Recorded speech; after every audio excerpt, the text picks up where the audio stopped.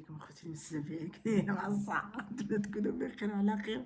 عرفتي كنت كنشوف الفيديو ديال نعيمة البدوية فاش كانت بدوية نيت ونية وما عارفة والو. الفيديو اللي شت اول مرة هادي نقول لكم 4 سنين 5 سنين 4 سنين بحال هكداك.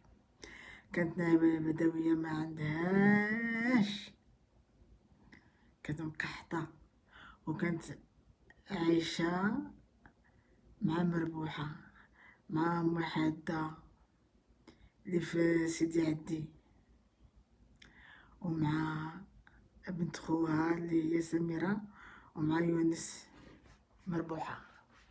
مازال نعقل ايوا، وبينوا لنا واحد الفيديو مازال نعقل مزيان، بينوا لينا في السوق،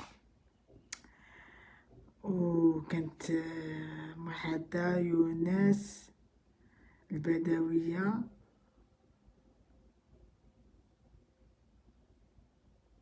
وكان مازال نعقل كوماندا ليهم الكفتة كفتة. وقبل من الكفتة كوماندا ليهم ديجي، يونس كوماندا ليهم ديجي.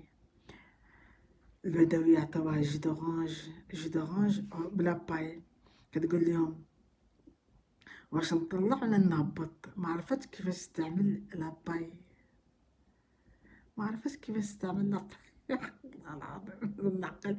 كلاتو المهم في الاخير مرة قالها ديري بحال اللي كتنفسي هكذا، بحال اللي كتشربي. درتها فعلا. المهم ومن بعد جابوا لهم كفتة، كلات وفي الاخر درت في الخبز.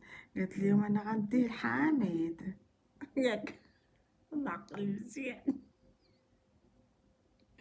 البدوي الله يعطيك الصحة والله يفرجها عليك يا ربي، آمين.